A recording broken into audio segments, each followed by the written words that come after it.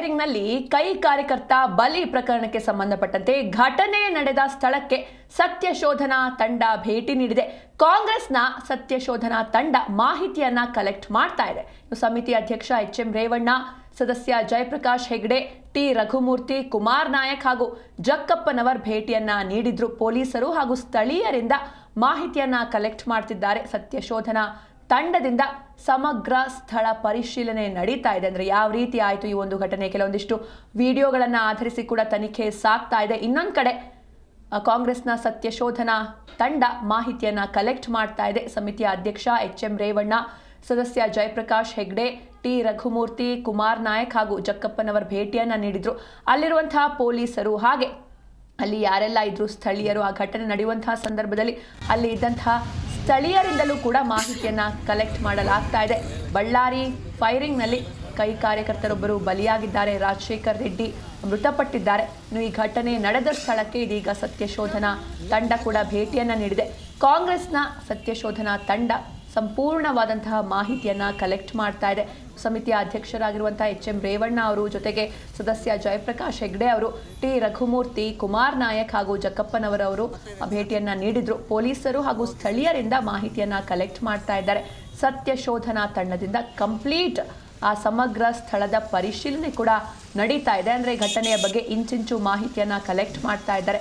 ಮೊನ್ನೆ ರಾತ್ರಿ ನಡೆದಂತಹ ಘಟನೆ ಇದು. ಬಳ್ಳಾರಿಯ ಜನಾರ್ದನ್ ರೆಡ್ಡಿ ನಿವಾಸದ ಮುಂದೆ ಆದಂತಹ ಗಲಭೆ, ಒಂದು ಸಣ್ಣ ವಿಚಾರಕ್ಕೆ ಆರಂಭವಾದಂತಹ ಗಲಾಟೆ. ಇದು ಬ್ಯಾನರ್ ವಿಚಾರಕ್ಕೆ, ಅಂದರೆ ಇವತ್ತು ಒಂದು ವಾಲ್ಮೀಕಿ ಪುತ್ಥಳಿ ಅನಾವರಣ ಕಾರ್ಯಕ್ರಮ ನಡೀಬೇಕಿತ್ತು. ಈ ಹಿನ್ನೆಲೆಯಲ್ಲಿ ಒಂದು ಬ್ಯಾನರ್ ಅನ್ನ ಅಲ್ಲಿ ಹಾಕಿರ್ತಾರೆ. ಆಗ ಎರಡೂ ತಂಡಗಳ, ಎರಡು ಗುಂಪುಗಳ ನಡುವೆ ಒಂದು ಗಲಾಟೆ ಆಗುತ್ತೆ. ಕಾಂಗ್ರೆಸ್ ಕಾರ್ಯಕರ್ತರು ಹಾಗೂ ಬಿಜೆಪಿ ಕಾರ್ಯಕರ್ತರ ನಡುವೆ ಆದ ಗಲಾಟೆ ದೊಡ್ಡ ಮಟ್ಟಕ್ಕೆ ತಿರುಗುತ್ತೆ. ಅಂದರೆ ಫೈರಿಂಗ್ ಕೂಡ ಆಗುತ್ತೆ. ಇದರಲ್ಲಿ ಕಾಂಗ್ರೆಸ್ ಕಾರ್ಯಕರ್ತರೊಬ್ಬರು ಬಲಿಯಾಗ್ತಾರೆ. ಇನ್ನು ಘಟನೆ ನಡೆದ ಸ್ಥಳಕ್ಕೆ ಸತ್ಯಶೋಧನಾ ಟೀಮ್ ಕೂಡ ಭೇಟಿಯನ್ನ ನೀಡಿದೆ. ಕಾಂಗ್ರೆಸ್ನ ಸತ್ಯಶೋಧನಾ ತಂಡ ಅಲ್ಲಿಗೆ ಭೇಟಿಯನ್ನ ನೀಡಿ ಕಂಪ್ಲೀಟ್ ಆದಂತಹ ಒಂದು ಇನ್ಫಾರ್ಮೇಶನ್ ಅನ್ನ ಕಲೆಕ್ಟ್ ಮಾಡ್ತಾ ಇದೆ. ಪೊಲೀಸರು ಹಾಗೂ ಸ್ಥಳೀಯರು ಯಾರೆಲ್ಲ ಇದ್ರು ಅವರಿಂದಲೂ ಕೂಡ ಮಾಹಿತಿ ಸಂಗ್ರಹ ನಡೀತಾ ಇದೆ. ಸತ್ಯಶೋಧನಾ ತಂಡದವರು ಸಮಗ್ರವಾದಂತಹ ಸ್ಥಳ ಪರಿಶೀಲನೆ ಮಾಡ್ತಾ ಇದ್ದಾರೆ. ಅಂದರೆ ಯಾರದ್ದೋ ದ್ವೇಷಕ್ಕೆ, ಯಾವುದೋ ಒಂದು ರಾಜಕೀಯ ವೈಷಮ್ಯಕ್ಕೆ ಆದರೆ ಬಲಿಯಾಗಿದ್ದು ಮಾತ್ರ ಕಾಂಗ್ರೆಸ್ನ ಕಾರ್ಯಕರ್ತ ರಾಜಶೇಖರ್ ರೆಡ್ಡಿ. ನೀವು ಕೂಡ ನೋಡ್ತಾ ಇದ್ದಾರೆ, ಇದು ನಿನ್ನೆಯ ದೃಶ್ಯಗಳು. ಅಂದರೆ ಒಂದು ಕಡೆ ಮೊನ್ನೆ ನಡೆದಂತಹ ಗಲಾಟೆಯ ದೃಶ್ಯಗಳು, ಇನ್ನೊಂದು ಕಡೆ ನಿನ್ನೆ ಯಾವಾಗ ರಾಜಶೇಖರ್ ರೆಡ್ಡಿ ಅವರ ಮೃತದೇಹ ಅವರ ಮನೆಗೆ ಬರುತ್ತೆ ಆಗ ಕುಟುಂಬಸ್ಥರ ಆಕ್ರಂದನ ಮುಗಿಲು ಮುಟ್ಟುತ್ತೆ. ಇದೇ ಬ್ಯಾನರ್ ವಿಚಾರಕ್ಕಾಗಿ, ಅಂದರೆ ಎಲ್ಲವೂ ಸರಿ ಇದ್ದಿದ್ರೆ ಇವತ್ತು ಕಾರ್ಯಕ್ರಮ ಅದ್ಧೂರಿಯಾಗಿ ನಡೆದಿರೋದು. ಆದರೆ ಈ ಒಂದು ಬ್ಯಾನರ್ ಕಟ್ಟುವ ವಿಚಾರಕ್ಕೆ ಒಂದು ಸಣ್ಣ ವಿಷಯಕ್ಕೆ ಆರಂಭವಾಗುತ್ತೆ ಗಲಾಟೆ. ಆದರೆ ಅದು ವಿಕೋಪಕ್ಕೆ ತಿರುಗುತ್ತೆ. ತದನಂತರದಲ್ಲಿ ಓರ್ವ ಕಾಂಗ್ರೆಸ್ ಕಾರ್ಯಕರ್ತನ ಬಲಿ ಕೂಡ ಆಗುತ್ತೆ. ಅಂದರೆ ಆ ಸಮಯದಲ್ಲಿ ಜನಾರ್ದನ್ ರೆಡ್ಡಿ ಅವರು ಮನೆಯಲ್ಲಿ ಇರೋದಿಲ್ಲ. ಅವರು ಯಾವಾಗ ಬಂದು ಕಾರ್ನಲ್ಲಿ ಇಳಿತಾರೆ ಆಗ ಏರ್ ಫೈರ್ ಆಗುತ್ತೆ. ಜೊತೆಗೆ ಅವರ ಮನೆ ಕಡೆಗೂ ಕೂಡ ಸಾಕಷ್ಟು ಫೈರಿಂಗ್ ಅನ್ನ ಮಾಡಲಾಗುತ್ತೆ. ಹಾಗೆ ಇದೆಲ್ಲ ಉದ್ದೇಶ ಪೂರ್ವಕವಾಗಿ ಮಾಡಿರುವಂತಹ ಕೆಲಸ, ನನ್ನನ್ನ ಸಾಯಿಸೋದಕ್ಕಾಗಿಯೇ ಭರತ್ ರೆಡ್ಡಿ ಆ್ಯಂಡ್ ಟೀಮ್ ಸಂಚನ್ನ ಮಾಡಿದ್ರು ಅಂತ ಒಂದ್ ಕಡೆ ಜನಾರ್ದನ್ ರೆಡ್ಡಿ ಕೂಡ ಆರೋಪವನ್ನ ಮಾಡಿದ್ದಾರೆ.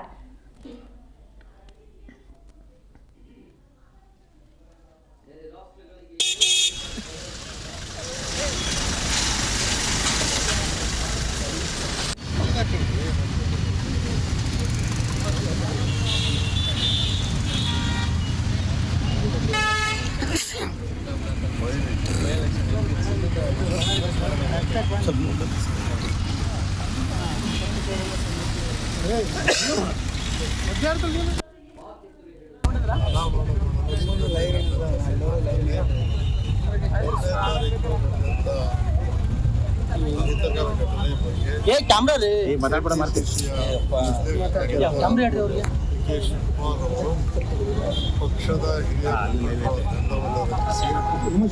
ಇಲ್ಲಿ ನಡೆದಂತ ಘಟನೆ ಬಗ್ಗೆ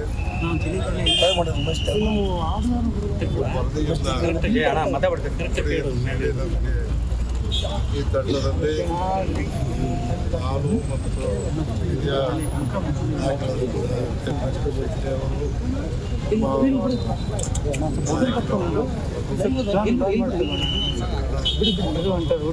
ಒಳಗೊಂಡಂತೆ ಬೆಳಗ್ಗೆ 11:30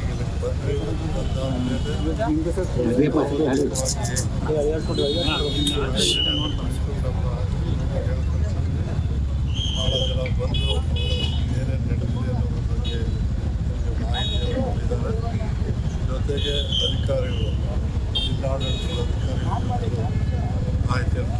ಪಾರ್ಟಿ ಕಮಿಟಿನ ಕಳಿಸಿದ್ದಾರೆ.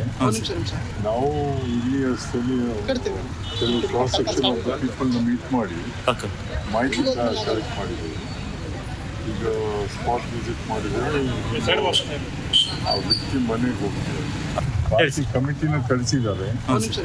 ನಾವು ಇಲ್ಲಿ ಸ್ಥಳೀಯ ಕೆಲವು ಕ್ರಾಸ್ ಸೆಕ್ಷನ್ ಆಫ್ ದ ಪೀಪಲ್ನ ಮೀಟ್ ಮಾಡಿ ಮಾಹಿತಿ ಕಲೆಕ್ಟ್ ಮಾಡಿದ್ದೀವಿ.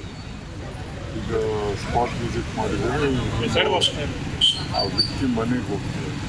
ಪಾರ್ಟಿ ಕಮಿಟಿನ ಕಳಿಸಿದ್ದಾರೆ. ನಾವು ಇಲ್ಲಿ ಸ್ಥಳೀಯ ಕೆಲವು ಕ್ರಾಸ್ ಸೆಕ್ಷನ್ ಆಫ್ ದ ಪೀಪಲ್ನ ಮೀಟ್ ಮಾಡಿ ಮಾಹಿತಿ ಕಲೆಕ್ಟ್ ಮಾಡಿದ್ದೀವಿ. ಈಗ ಸ್ಪಾಟ್ ವಿಸಿಟ್ ಮಾಡಿದರೆ ಆ ವ್ಯಕ್ತಿ